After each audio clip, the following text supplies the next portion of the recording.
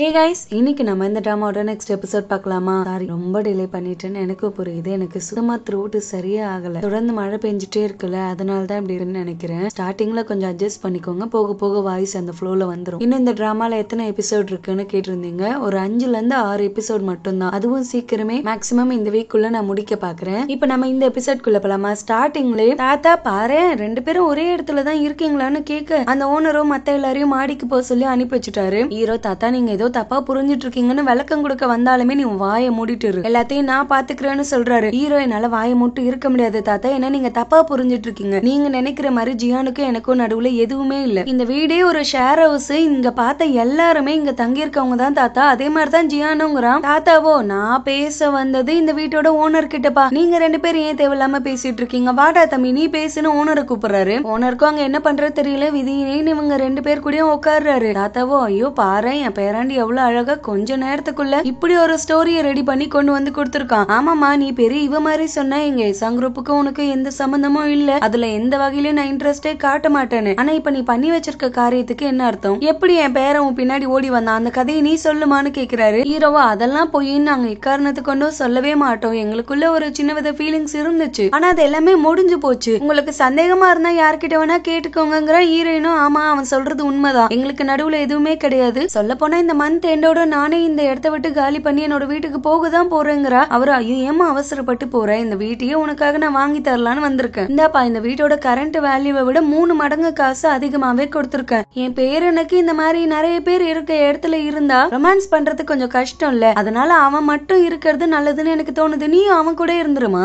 ஏன்னா நீ ரொம்ப ஃபீல் பண்ற, என் பேரன் ஒன்னும் இல்லாம அந்த வீட்டை விட்டு வெளியில வந்துட்டானேன்னு. அது உனக்கு ஒரு வித ஏமாற்றத்தை கூட கொடுத்திருக்கும். அதான் அட்லீஸ்ட் இந்த வீடாச்சும் அவன் பேர்ல இருந்துச்சுன்னா உனக்கு கொஞ்சம் தோதுபடுமே தான் நான் இந்த ஏற்பாடு எல்லாமே பண்ணிட்டு இருக்கேங்கிறாரு. அவர் ஹீரோயினை அசிங்கப்படுத்த தான் சொல்லிட்டு இருக்காருன்னு அவளுக்கும் புரிஞ்சு தலை குனிஞ்சு உட்கார்ந்துருக்கா. ஓனர் இல்ல, எனக்கு இந்த வீட்டை விற்க விருப்பமே இல்லன்னு சொல்றாரு. இவரோ எக்குத்தப்பா பணத்தை எடுத்து கொடுக்கறாரு. எக்ஸ்ட்ராவா அவ்வளவு கொடுத்துருக்கேன் தம்பி, மார்க்கெட் வேல்யூவை விட 10 மடங்கு அதிகம். இந்த வீட்டை எனக்கு விலைக்கு வித்துரு, எல்லாரையும் வீட்டை விட்டும் சீக்கிரமே வெளியில துரத்து. ஜியானுக்கும் அவனுக்கும் நிறைய வேலை இருக்குல்லன்னு ஒரு மாதிரி தப்பு தப்பா பேச ஹீரோயின் அந்த இடத்துல கூனி குறுகி இருக்கா. இவ்வளவு கோவம் வந்தாலும் அடக்கிட்டு அந்த விஷயத்த ஓனர் பாக்குறாரு. அவருக்கு இன்னும் கோவம் தான் வருது. ஐயோ மன்னிச்சிருங்க சார், நான் ஃபர்ஸ்ட் என்ன இன்ட்ரோடியூஸ் பண்ணவே மறந்துட்டேன்ல. என்னோட பேர் லீ, நான் தான் டெரியோன் கார்பரேஷனோட சேர்மேனோட பேரன் அப்படிங்கிறா. தாத்தாவோட கம்பெனில ஒண்ணுமே இல்ல இவங்க கூட கம்பேர் பண்றப்ப. ஏன்னா இவங்க ஆரம்பிக்கிற காலகட்டத்தில இருந்து இவங்க பெரிய ஆளா இருந்திருக்காங்க. அதெல்லாம் சொல்லி முடிச்சவரு இந்த வீட்டை விற்கிறதுக்கு எனக்கு மனசே வராது, ஏன்னா இது எனக்கு ரொம்ப முக்கியமான ஒரு பொக்கிஷமா நான் பாதுகாக்கிற ஒரு விஷயம், என்னால கண்டிப்பா விற்கவே முடியாதுன்னு சொல்ல தாத்தாவோ இன்னும் டீடைல்ஸ் எல்லாம் கேக்குறாரு. அப்ப இன்னொரு பெரிய கம்பெனி இருக்கு, அதுக்கு சிஇஓ நீ தானாப்பா? நீ சொல்றதெல்லாம் வச்சு பார்த்தா எப்படியுமே என்னால உன்னை தொட்டு கூட பார்க்க முடியாது, அந்த தூரத்துல தான் நான் இருக்கேன்லன்னு கேட்க அவரும் ஆமா எதுவுமே பண்ண முடியாதுங்கிறாரு. அவர் இது வேலைக்காகுதுன்னு எனக்கு தோணுது, நான் போயிட்டு வர ஒரு நல்ல பிளானோட வரேன். ஆனா நீ லேஸ் பட்டவே இல்லமா, இருக்கிறதுலே பெத்த கைகளை தான் கையில போட்டு வச்சிருக்க போலியேன்னு மறுபடியும் அவளை தப்பா பேச ஹீரோ, போதும் இதோட நிப்பாட்டுங்க, மறுபடியும் எதுவும் அவளை பத்தி பேசுற அளவு வச்சுக்காதீங்க அப்படின்னு மிரட்டுறான். அவரு, என்னடா அவளை பத்தி எதுவும் பேசக்கூடாதுன்னா அப்ப வீட்டுக்கு வந்து சேரு, நீ எதுக்கு இங்க உட்கார்ந்துருக்கன்னு கத்த. ஹீரோவோ, உங்க இஷ்டத்துக்கு நீங்க வீட்டை விட்டு வெளியில போனா நான் போகணும், நீங்க கூப்பிட்டா உடனே வரணும், நான் என்ன உங்க நாய்க்குட்டியா? எனக்கு எப்ப வரணும் என்ன பண்ணணுங்கிறது தெரியும், உங்க வேலையை பார்த்துட்டு கிளம்புங்கன்னு அங்க வந்து அனுப்பி வச்சுட்டான். ஓனரும் ஒரு வாட்டி கடைசியா வந்து சொல்லி பாக்குறாரு. அவங்க 2 பேர் சொன்னது எல்லாமே உண்மைதான், 2 பேருக்கும் நடுவுல இப்ப எந்த சம்பந்தமும் இல்ல. ஜியானுமே இந்த மந்த் எண்ட்ல கிளம்பி போயிடுவா, நீங்க கொஞ்சம் நம்பி அவங்களுக்கு டைம் கொடுங்களேன்னு கேட்க அவரும், நீ ஏயா முட்டாள்தனமா இந்த மாதிரி ஒன்னுத்துக்கும் உதவாத விஷயத்துல எல்லாம் தலையிட்டு இருக்க? நான் கூட ஏதோ உட்டு கடை வச்சிருக்கவே சின்னதா ஒரு கம்பெனி போல அசால்ட்டா தட்டி தூக்கிடலாங்கிற நினைப்புல வந்துட்டேன், உங்க தாத்தாவை கேட்டுதான் சொல்லு தம்பின்னு சொல்லிட்டு அங்க இருந்து கிளம்பிட்டாரு. ஹீரோவா, மன்னிச்சிரு ஜியான், எல்லாத்துக்கும் நான் தான் காரணம்னு மன்னிப்பு கேக்குறான். இவ, உங்க தாத்தா அப்படி பேசுவாருங்கிறது நீயே எதிர்பார்க்காத ஒண்ணுதான், ஆனா இந்த அளவுக்கு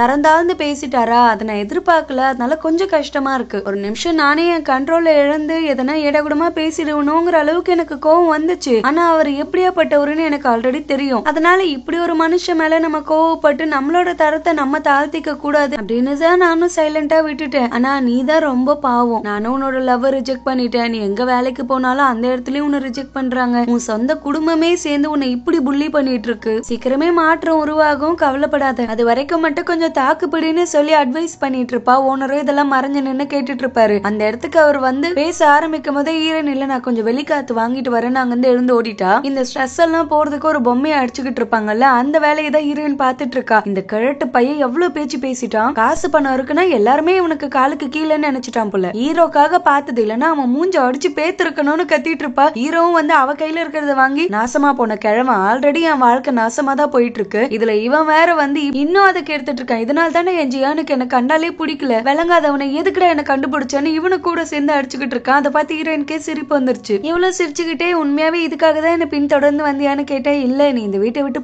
போறேன்னு சொன்னல, நானும் உன்கிட்ட சொல்லணும், எனக்கு இன்வெஸ்டர் கிடைச்சிட்டாங்க, என்னோட செக்ரட்டரி தான் இப்ப என்னோட இன்வெஸ்டர், சீக்கிரமே நானும் பிசினஸ் ஆரம்பிச்சு நல்லபடியா செட்டில் ஆகிடுவேன், நீ எதையும் பத்தி கவலைப்படாத, முடிஞ்ச அளவுக்கு சந்தோஷமா இருன்னு மியூச்சுவலா பேசி பிரிஞ்சு அங்க இருந்து கிளம்பிட்டா. தாத்தா வழக்கமெல்லாம் அவங்க அம்மாவை தான் வந்து பிடிச்சு கத்திட்டு இருக்காரு. அவங்க ரெண்டு பேரும் ஒன்னா லிவிங் டுகெதர்ல இருக்கிறத கூட கண்டுபிடிக்காத அளவுக்கு நீ முட்டாச்சிருக்கியா இருந்திருக்கியான்னதுக்கு இவங்க என்னது லிவிங் டுகெதர்ல இருக்காங்களா, அந்த அளவுக்குலாம் எனக்கு எதுவுமே தெரியாதுப்பா, ஜியானுக்கு அவனை பிடிக்கும், அவனுக்கும் அவளை பிடிக்கும் அப்படிங்கிற விஷயம் மட்டும்தான் எனக்கு தெரியும், எங்கிருந்து இதை சொன்னா நீங்க நம்ம பிள்ளையே தப்பா ட்ரீட் பண்ணுவீங்களோ அப்படிங்கறதுக்காக தான் நான் சொல்லாம மறைச்சேன், ஆனா சீக்கிரமே அந்த வீட்டை விலைக்கு வாங்கி அவங்க எல்லாரையும் வெளில துரத்துறேன் அப்படி இப்படின்னு இருப்பாங்க. தாத்தாவோ ஏடி நீ நினைக்கிற அளவுக்கு அது ஒண்ணு ஈஸி கிடையாது, நம்ம டச் பண்ண முடியாத அளவுக்கான ஒரு பெரிய ஆள் அங்க இருக்காங்க, அவங்களோட தயவுல தான் இதுங்க ரெண்டும் அங்க ஒளிஞ்சிட்டு கிடக்குங்க, எத்ததான் நீ உருப்படியா வளர்த்தியோ தெரியல, இப்ப ஜீசுன்னு ஒண்ணு கிடைக்க அதுவாச்சு இந்த ஊரை விட்டு போகுதா இல்ல அதுக்கும் இன்னும் பொறுமையா வெயிட் பண்ண போறியானதுக்கு இல்லப்பா அவ நாளைக்கே இங்க இருந்து கிளம்புறா, என் பொண்ணு என் பேச்சு கேட்க ரெடியா தான் இருக்கா அப்படின்னு சொல்றாங்க. ஜீசுவே இவங்க கிட்ட ஓகே சொல்லிட்டா. இவரும் உன் புள்ள என்னன்னா அந்த பொண்ணு நான் லவ்வே பண்ணல, எல்லாமே முடிஞ்சு போச்சு எங்களுக்குள்ள,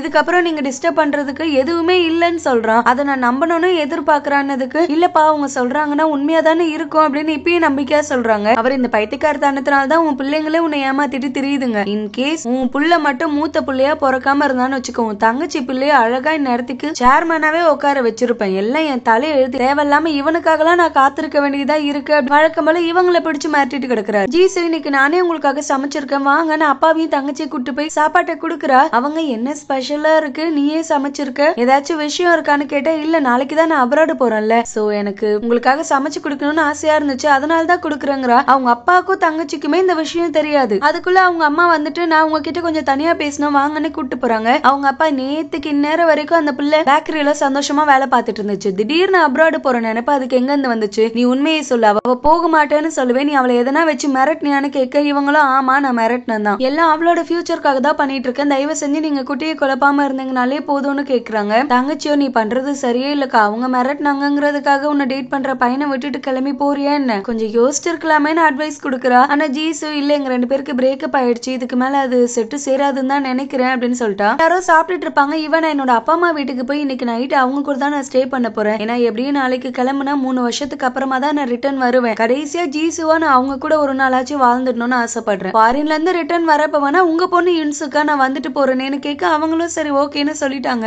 இவ போறதுக்கு முன்னாடி ஜியானை பார்த்து மன்னிப்பு கேட்கணும்னு வந்திருக்கா, ஆனா கேட்க தைரியம் இல்லாம கிளம்பலான்னு பாப்பா, அதுக்குள்ள ஜியானே பாத்துட்டா. என்னாச்சு என்ன பார்க்க வந்தியானதுக்கு இல்ல நான் பேக்கரிக்கு போற வழியில அப்படியே சும்மா நின்னு அவ்வளவுதான், நீ முடிஞ்ச அளவுக்கு ஹெல்த்தியா இருக்கா உடம்ப பாத்துக்கோங்கறா. இவ என்னாச்சு திடீர்னு ஏன் சம்மந்தம் இல்லாம பேசிட்டு இருக்க, எங்கன்னா வெளியில கிளம்புறியா என்னன்னதுக்கு அதெல்லாம் ஒண்ணும் கிடையாது, சொல்லணும்னு தோணுச்சு சொன்னேன் பாயின்னு சொல்லிட்டு அங்க இருந்து ஓடிட்டா. ஆனா ஈர எனக்கு டவுட் வந்துருச்சு, ஏதோ ஒண்ணு தப்பா இருக்க மாதிரியே. பேக்கரி ஓனர் வேற ஃப்ரெண்டு கால் பண்ணி சொல்றாரு, டே என்னன்னு தெரியலடா ஜீசு திடீர்னு வேலை விட்டு நின்னுட்டா, இன்னைக்குதான் அவளோட கடைசி நாள், உனக்கு எதனா பேசுறதுக்கு இருந்தா வேணா பேசிக்கோன்னு சொல்லுவேன். அவனும் அவளை கூட்டு போய் அட்வைஸ் பண்றேன், ஏமா எனக்காக போய் அந்த வேலையை விட்டுட்டா, அது உனக்கு எவ்வளவு பெரிய ட்ரீம், எத்தனை நாள் கால் கடுக்க அங்க வெயிட் பண்ணிருக்க, இப்ப இதை போய் விட்டுட்டு போனா என்ன அர்த்தம்னா இவ நான் பணக்காரிங்கிறது உங்களுக்கே தெரியும், அவ்வளவு பெரிய பணக்காரி எதுக்கு அப்படி ஒரு சின்ன பேக்கரியில வேலை பார்க்கணும், சும்மா ஒரு ஃபன்னுக்காக நான் அங்க வேலை பார்த்து உங்களையும் லவ் பண்ணேன், நீங்க சொன்னதை யோசிச்சு பார்த்தா இப்பதான் எனக்கு புரியுது, என் ரேஞ்சுக்கு ஏத்த மாதிரி நான் யோசிச்சு இருக்கணும், ரொம்ப தரந்தாலும் நான் யோசிச்சுட்டேன். எனிவேஸ் கொஞ்ச நாளாச்சும் உங்களை டேட் பண்ணதுல கொஞ்சம் ஹாப்பியா இருக்கேன்னு சொல்லிட்டு அங்க இருந்து கிளம்பிட்டா. ஆனா இவனுக்கு நல்லா புரியுது இது அவனோட அந்த ஜீசு கிடையாதுன்னு. இவன் வெளியில உட்டெல்லாம் அவங்க அக்கா கடைக்கு ரெடி பண்ணி வச்சிருந்திருப்பா, அது மழையில நினையுதுன்னு பேப்பர் எல்லாம் போட்டு மூடிட்டு இருக்கா. இவனும் வந்து என்ன பண்ணிட்டு இருக்கேன்னு கேட்க மழையில இதெல்லாம் நினைஞ்சு தண்ணி ஊறுனா அதுக்கப்புறம் வேலை பார்க்க முடியாது இல்ல, நீங்க கஷ்டப்பட்டு ரெடி பண்ணி வச்சிருப்பீங்க வேஸ்ட் ஆயிடும்லங்கிற. அவன் அதெல்லாம் ஒண்ணும் ஆகாது,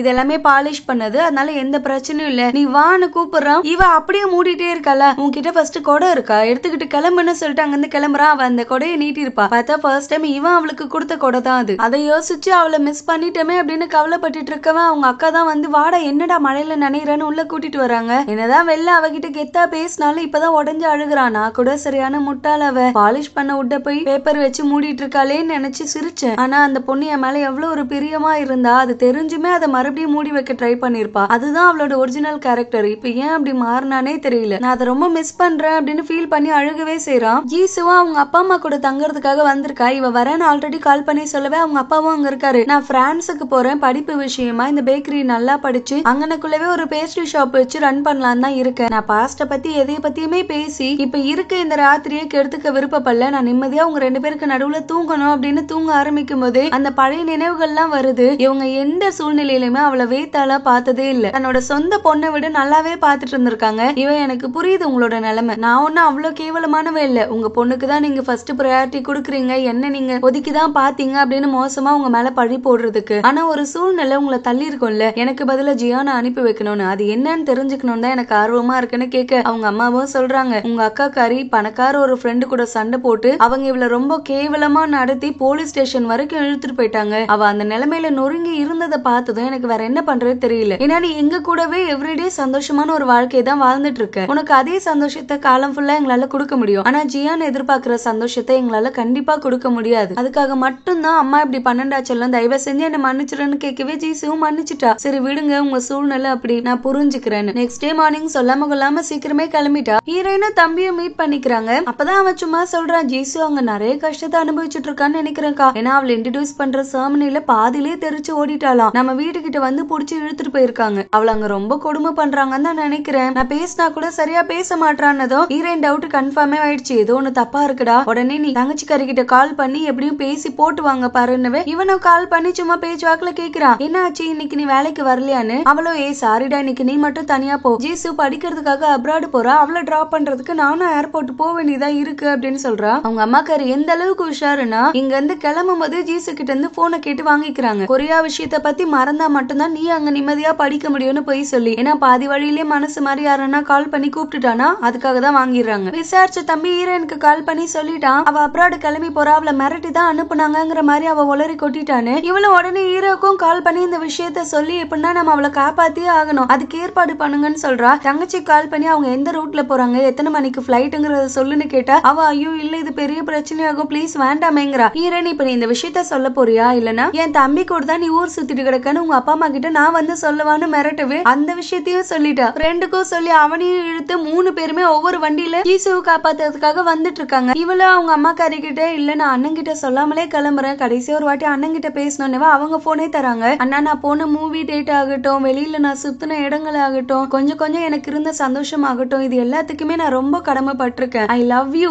இந்த விஷயத்த ஜியான் கிட்ட மட்டும் சொல்லிடுங்கன்னு சொன்னதுமே அவங்க அம்மா கறி டக்குன்னு போனை பிடிங்கி கட் பண்ணிட்டா. அவங்க ஆளுக்கு கொடுக்க வேண்டிய ஈன்ட்ட தான் ஹீரோ மூலமா ஜியான் மூலமா குடுக்குறா அப்படிங்கறத அவங்களும் புரிஞ்சுக்கிட்டாங்க. டிரைவர் வேற பின்னாடி 3 வண்டி நம்மள ஃபாலோ பண்ணி வந்துட்டு இருக்கு மேம் ரொம்ப நேரமா, ஏதோ பிரச்சனைன்னு நினைக்கிறேன்றதோ போலீஸ்க்கும் கால் பண்ணிட்டாங்க. ஆனா ஜஸ்ட் மிஸ்ல இவங்க அங்க இருந்து ஃபாஸ்டா எஸ்கேப் ஆகிறதுக்குள்ளவே இவங்க வந்து வண்டியை மறைச்சிட்டாங்க. ஃப்ரெண்டோ ஜீசு கிட்ட இப்ப என் கையை பிடிச்சி நீ வரியா இல்லையா, ஒரே ஒரு வார்த்தை மட்டும் சொல்லுன்னு கேக்குறான். அவங்க அம்மாக்காரி ஒரு பக்கம் நீ போகவே கூடாதுன்னு கையை இறுக்கமா பிடிச்சு வச்சிருக்கா. ஜீசு என்ன நடக்குதோ பாத்துக்கலான்னு அவங்க அம்மா கையை உதறி விட்டு இவன் கூட கிளம்பி ஓடுறதோட இந்த எபிசோட் இங்க முடிஞ்சிச்சு. சீக்கிரமா இன்னொரு எபிசோடோட பார்க்கலாம். Thank you so much for watching. Bye.